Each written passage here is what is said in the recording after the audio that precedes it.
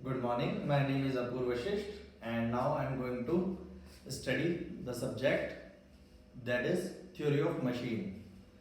ठीक है, आज हम theory of machine पढ़ने जा रहे हैं। इसका दूसरा नाम है kinematics of machine.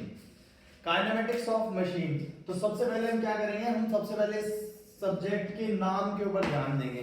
Kinematics of machine. तो काइनेमेटिक्स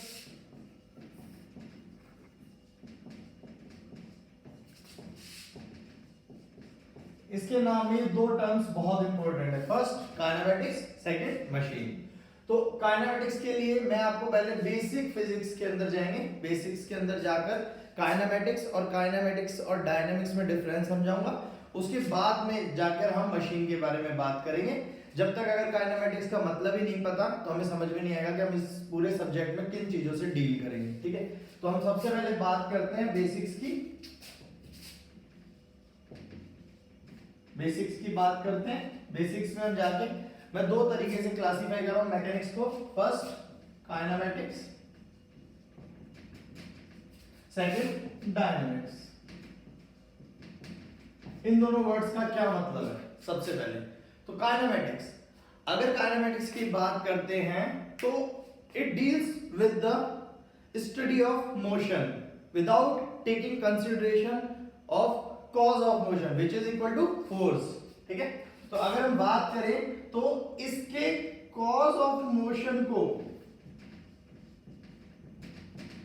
कंसिडर नहीं करना है। ठीक है, कॉज ऑफ मोशन को कंसिडर ना करते हुए अगर हम स्टडी करते हैं तो वो कहलाता है काइनेमेटिक्स। इट मींस हम इसके अंदर क्या क्या चीज स्टडी करेंगे। First displacement, second velocity, third acceleration. ठीक है, तो काइनेमेटिक्स समझ में आया। काइनेमेटिक्स का मतलब है कॉज ऑफ मोशन को कंसीडर ना करते हुए अगर हम किसी भी मोशन की स्टडी करते हैं तो वो क्या कहलाता है? काइनेमेटिक्स। डिस्प्लेसमेंट, वेलोसिटी, एक्सेलरेशन, ये तीनों इसके पार्ट हो गए। अब हम डायनामिक्स की बात करते हैं। डायनामिक्स का मतलब क्या है? कॉज ऑफ मोशन को कंसीडर करना। कॉज ऑफ मोशन को कंसीडर करना। अगर मैं कॉज ऑफ मोशन को कंसीडर करता हूं तो वो चीज क्या कहलाएगी? डायनामिक्स। तो इसके अंदर हम क्या बात करेंगे? फोर्स। फोर्स क्या है? Cause of motion. इसको दूसरी तरीके से भी समझ सकते हैं। अगर हम बात करते तो Newton second law. Newton second law क्या होता है?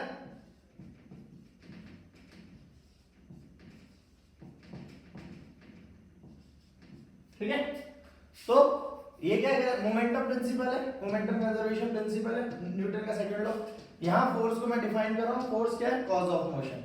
इसलिए अगर डायनामिक्स की बात करते हैं तो कॉज ऑफ मोशन को कंसीडर किया जाएगा। अगर हम इन दोनों के बेसिक डिफरेंस को अगर समझना चाहें तो एक मैकेनिकल इंजीनियरिंग में बहुत इंपॉर्टेंट टर्म है जिसका एग्जांपल लेते हुए मैं आपको कॉज ऑफ मोशन बेसिक्स को समझा सकता हूं। वो टर्म क्या है? विस्कोसिटी। फ्लूइड मैकेनिक्स के अंदर विस्कोसिटी नाम का एक टर्म है, उसको हम समझाया जा सकता है। फर्स्ट विस्कोसिटी, आपने जरूर ये टर्म सुना होगा अगर फ्लूइड मैकेनिक्स को आपने थोड़ा सा भी पढ़ा है तो। विस्कोसिटी के अंदर क्या आता है? विस्कोसिटी के दो टाइप्स होते हैं। ठीक है, पहला डायनामिक विस्कोसिटी, दूसरा काइनेमेटिक विस्कोसिटी। अगर कोई भी प्रॉपर्टी अपनी यूनिट के अंदर मास को कैरी कर रहा है, ठीक है, तो वो क्या कहलाएगा? Dynamic quantity. It means every quantity which is having mass in its unit it is called dynamic quantity. तो अगर हम बात करते हैं तो डायनामिक विस्कोसिटी और दूसरा काइनेमेटिक विस्कोसिटी। जैसा कि हमने बात करी, मैंने आपको अभी थोड़ी देर पहले कॉज ऑफ मोशन से दोनों को डिफरेंशिएट किया था। तो अगर कॉज ऑफ मोशन इसके अंदर कंसीडर है इट मींस इसके अंदर मास आएगा, तभी ये डायनामिक प्रॉपर्टी या डायनामिक क्वांटिटी कहलाएगी। तो अगर आप इसकी यूनिट की बात करते हैं, इसे म्यू से डिनोट करते हैं। ठीक है, न्यूटन सेकंड पर मीटर स्क्वायर। न्यूटन सेकंड पर मीटर स्क्वायर। न्यूटन क्या है? फोर्स की क्वांटिटी। अगर हम चाहें तो फोर्स की क्वांटिटी F बराबर है न्यूटन सेकंड लॉ, हम इसको तोड़ सकते हैं। क्या लिख सकते हैं? KG meter per second square into second upon meter square. Second से सेकंड गया, मीटर से मीटर गया, नई क्वांटिटी आपके सामने क्या आई, KG meter second. Kinematic viscosity को हम डिफरेंशिएट करें, इसको हम न्यू से डिनोट करते हैं, ठीक है। न्यू से डिनोट करने के बाद काइनेमेटिक विस्कोसिटी की वो क्या होता है, मीटर स्क्वायर पर सेकंड। आपको यह समझ में आ रहा है मीटर स्क्वायर पर सेकंड के अंदर कहीं भी मास नहीं है, इसलिए ये कॉज ऑफ मोशन को कंसीडर नहीं करें। काइनेमेटिक्स, डायनामिक्स केजी दिख रहा है, आप अपने आप समझ जाएंगे। विस्कोसिटी की यूनिट अगर केजी पर मीटर सेकंड है, इट मींस ये डायनामिक विस्कोसिटी की ही बात कर रहे हैं। यहां पे हम इसको बेसिक्स को खत्म कर दें। अब अपन आ जाते हैं सेकंड टर्म पे, व्हिच इज मशीन।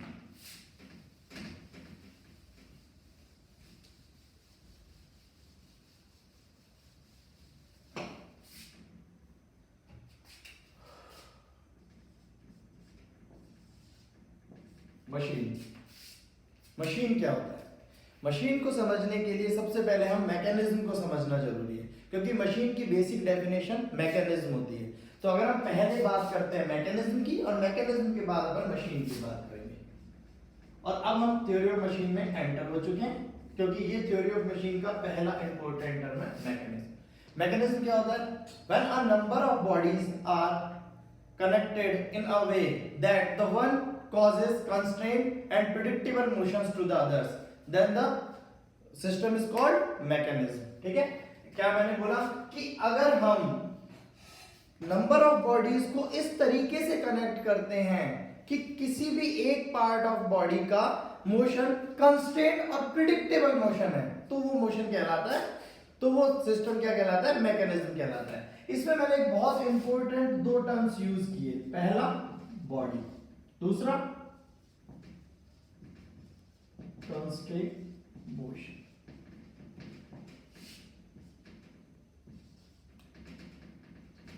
ठीक है, पहला बॉडी, दूसरा कंस्ट्रेंट मोशन। तो अगर हम बात करते हैं बॉडी और कंस्ट्रेंट मोशन की, तो आपको मैकेनिज्म समझ में आया कि अगर हम एक और एक से ज्यादा बॉडीज को इस तरीके से कनेक्ट करते हैं कि उनमें से किसी भी एक पर्टिकुलर बॉडी का मोशन कंस्टेंट या प्रेडिक्टेबल मोशन होता है, तो वो बॉडी या वो मैकेनिज्म कहलाता है। वो बॉडी या types of body, group of bodies mechanism कहलाता है। तो अगर मैकेनिज्म, अब हम मशीन की बात करते हैं, तो मशीन क्या होता है? Mechanism of group of mechanism, जो कि किसी सर्टेन टाइप ऑफ एनर्जी को सम यूजफुल वर्क में कन्वर्ट करता है, इम्पार्टिंग ऑफ डिफाइनाइट मोशन। वो डिफाइनाइट मोशन तो हमें देगा, पर वो किसी सर्टेन फॉर्म ऑफ एनर्जी को अगर कन्वर्ट करता है किसी यूजफुल एनर्जी के अंदर, तो हम उसको क्या कहलाएंगे? मशीन। ठीक है, अब अगर हम आगे एंटर होते हैं, तो इसके अंदर मैं बॉडीज को पहले डिफाइन करना चाहूंगा। बॉडीज में क्या क्या होता है? पहला रिजिड बॉडी, दूसरा रेजिस्टेंट बॉडी, और तीसरा फ्लेक्सिबल बॉडी।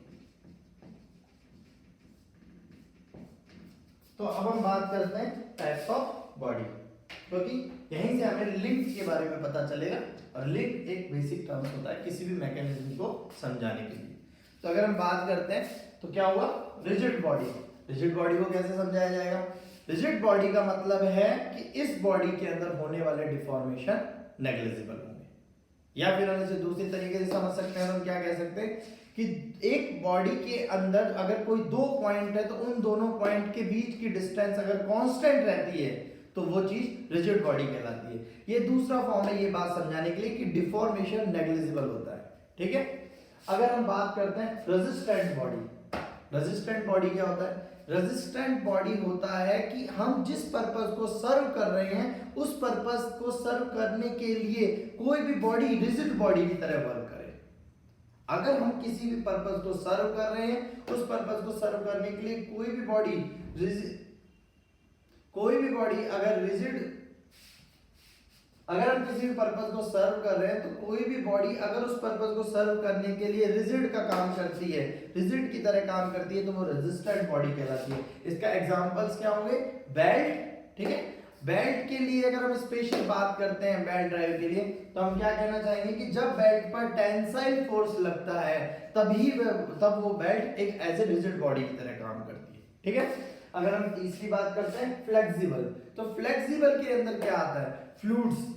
अगर हम किसी भी फ्लूइड को अगर कंप्रेस्ड कंडीशन में यूज करते हैं, यानी अगर किसी फ्लूइड के ऊपर कंप्रेस्ड फोर्स लगाते हैं, तो वो रिजिड बॉडी की तरह या उसे रेजिस्टेंट बॉडी की तरह यूज किया जा सकता है। इसके लिए क्या एग्जांपल होगा, हाइड्रोलिक प्रेस। हाइड्रोलिक प्रेस के अंदर फ्लूइड पे कंप्रेसिबल फोर्स लगाया जाता है, ठीक है। तो ये हो गया हमारा रिजिड, रेजिस्टेंट और फ्लेक्सिबल बॉडी। अगर हम बात करते हैं बॉडी की, तो अब आप बताइए कि लिंक क्या होगा।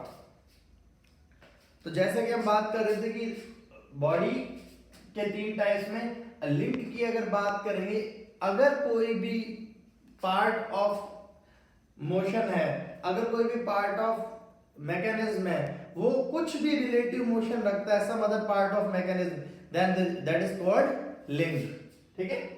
तो अगर हम लिंक की बात करते हैं, तो लिंक का क्या मतलब होगा कि अगर किसी भी मैकेनिज्म का कोई पार्ट कुछ रिलेटिव मोशन रखता है some other with respect to some other part, then that is called link और काइनेमेटिक लिंक। लिंक और काइनेमेटिक लिंक के लिए किसी भी बॉडी का रेजिस्टेंट बॉडी होना बहुत जरूरी है। A body should be a resistant body because it should be capable of transmitting motion from one element to the different element. So this is link. उसके बाद अपन बात करते हैं कंस्ट्रेंट मोशन की। अगर हम बात करते हैं कंस्ट्रेंट मोशन की, तो कंस्ट्रेंट मोशन के अब हम 3 टाइप्स पढ़ेंगे। पहला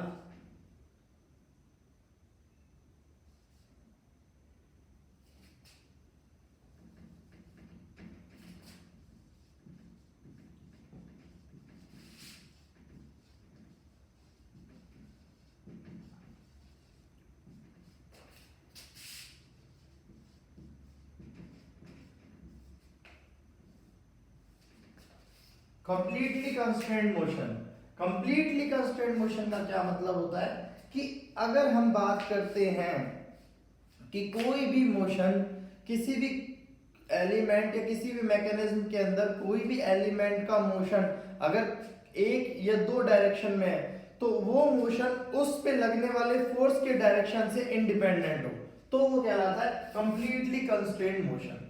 इट मींस कि अगर कोई भी कंस्ट्रेंट मोशन किसी भी एलिमेंट का मोशन है, तो वो कंस्ट्रेंट तब कहलाएगा, कंप्लीटली कंस्ट्रेंट तब कहलाएगा जब उस पर लगने वाले फोर्स की डायरेक्शन के इंडिपेंडेंट हो। इसके लिए हम बहुत अच्छा एक एग्जांपल ले सकते हैं। वो एग्जांपल होता है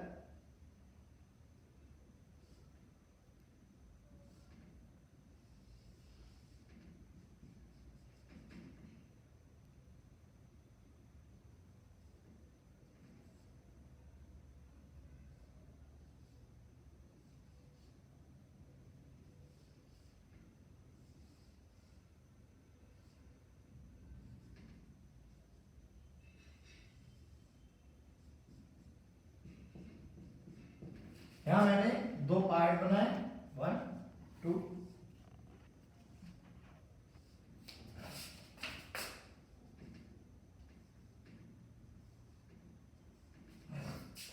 या बॉडी 1 और बॉडी 2। बॉडी 1 बॉडी 2 के अंदर स्लाइडिंग मोशन और रोटेटिंग मोशन दोनों कर सकती थी, बट मैंने यहाँ पर कॉलर का यूज किया है। बॉडी 1 बॉडी 2 और ये कॉलर है। अगर मैंने कॉलर लगा दी, तो कॉलर की वजह से क्या होगा कि बॉडी 2 के अंदर बॉडी 1 स्लाइडिंग मोशन नहीं कर पाएगी, सिर्फ कौन सा मोशन होगा, रोटेटिंग मोशन। तो अगर हम यहाँ बात करते हैं, तो जो फोर्स इसके अंदर हम लगा रहे हैं उससे इंडिपेंडेंट है इसका डायरेक्शन। इस समय हम सिर्फ इसके अंदर क्या मोशन दिखा सकते हैं, सिर्फ रोटेटरी मोशन दिखा सकते हैं, स्लाइडिंग मोशन नहीं दिखा सकते। दूसरा हम एक एग्जांपल ले सकते हैं,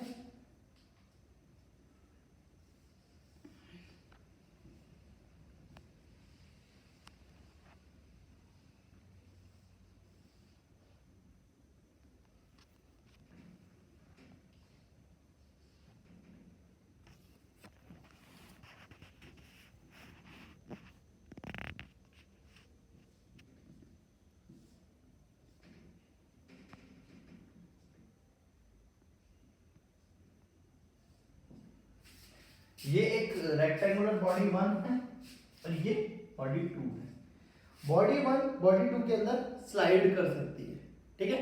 स्लाइड एक डिफाइनेड डायरेक्शन में मोशन है, बट ये इसके अंदर रोटेट नहीं कर सकती।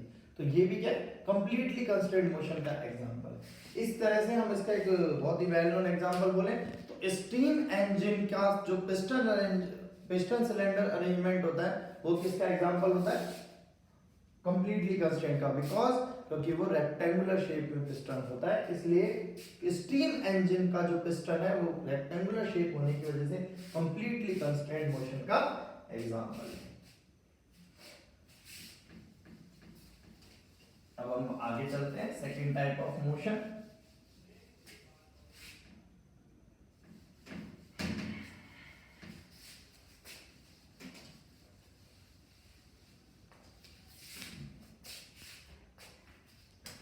सेकंड टाइप ऑफ मोशन है इनकम्प्लीट कंस्ट्रेंट मोशन।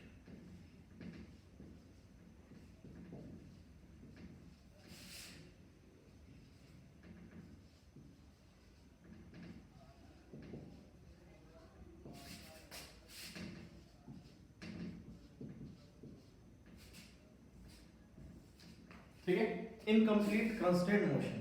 अब इसमें क्या है कि अगर हम कोई भी दो एलिमेंट के बीच के मोशन को स्टडी कर रहे हैं और वो दोनों एलिमेंट के बीच का और वो मोशन कोई भी दो डायरेक्शन में हो सकता है और उसके वो डिपेंड किस पे करता है, लगने वाले फोर्स पर, यानी अप्लाइड फोर्स के डायरेक्शन पर मोशन अगर डिपेंड कर रहा है तो वो क्या कहलाएगा, इनकम्प्लीट कंस्ट्रेंट। जैसे कि मैंने अभी आपको एक एग्जांपल बताया था कॉलर वाला, तो अगर हम उसको वापस बात करते हैं उस एग्जांपल की,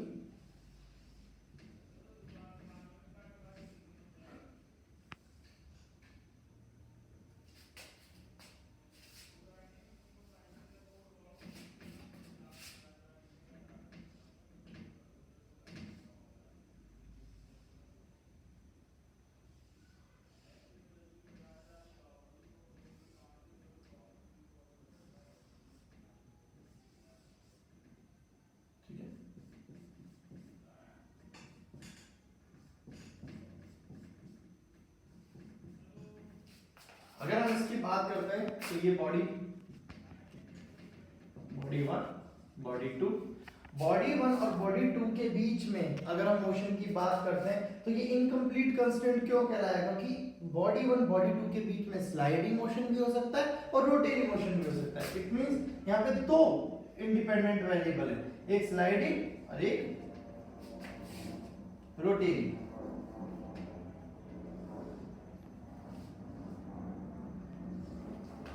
तो इसलिए इसको इनकम्प्लीट, अगर हम फोर्स अप्लाई करते हैं रोटेशन के थ्रू तो रोटेशन में रोटेटिंग मोशन होगा, अगर हम फोर्स अप्लाई करते हैं रेसिप्रोकेशन के थ्रू तो वो स्लाइडिंग मोशन होगा। इसका दूसरा एग्जांपल क्या होगा इनकम्प्लीट कंस्ट्रेंट का, शाफ्ट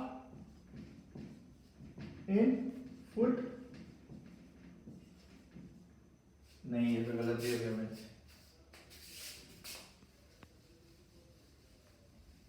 ठीक है बस इतना ही है ना।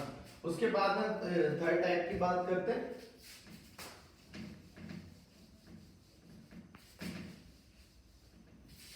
which is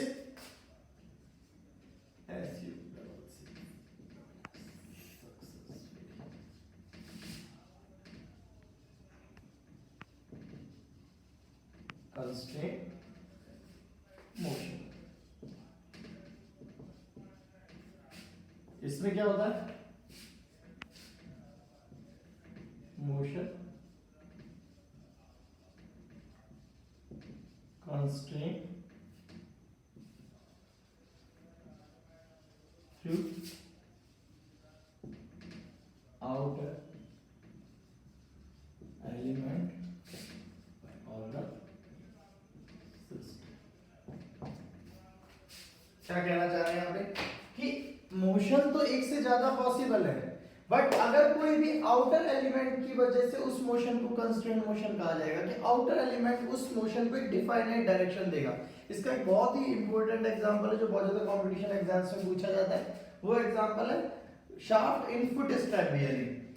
shaft in foot step bearing के अंदर क्या होता है कि एक जो अपनी शाफ्ट का लोड होता है वो लोड खुद बियरिंग बियर करती है, तो इस लोड की वजह से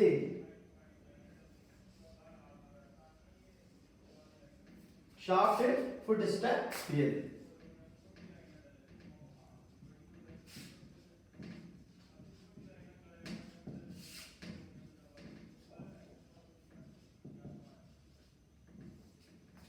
shaft and foot step bearing. इसके अंदर क्या होता है, जो इंजन का पूरा लोड होता है, जो वर्टिकल शाफ्ट का, वो इस बेयरिंग के ऊपर होता है। इस वजह से ये बेयरिंग जो एक वर्टिकल डायरेक्शन में भी मूव कर सकती थी, ये वर्टिकल डायरेक्शन में मूव नहीं करती। तो आउटर एलिमेंट यानी इंजन के लोड या शाफ्ट के लोड की वजह से, आउटर एलिमेंट के लोड की वजह से इसके मोशन को हम डिफाइनेट डायरेक्शन देते हैं, कंस्ट्रेंट करते हैं। सेकंड, अगर मैं इसके अंदर एग्जांपल लूं तो दूसरा होता है, आपने बहुत ज्यादा वेल नोन एग्जांपल है, piston cylinder assembly of IC engine. Internal combustion engine का पिस्टन सिलेंडर असेंबली का जो एग्जांपल है, उसके अंदर पिस्टन और सिलेंडर दोनों ही सर्कुलर होते हैं। तो सर्कुलर पिस्टन के अंदर सिलेंडर रोटरी मोशन भी दे सकता है, बट वो रेसिप्रोकेशन मोशन देता है पिस्टन की पिन की वजह से। तो आउटर एलिमेंट उसकी मोशन को डिसाइड करता है, ना कि उसकी प्रोफाइल। ठीक है, तो ये फाइनली हम टाइप ऑफ कंस्ट्रेंट मोशन खत्म हो गए। इसके बाद हम बात करेंगे काइनेमेटिक लिंक और काइनेमेटिक पेयर की। ठीक, बंद कर दो।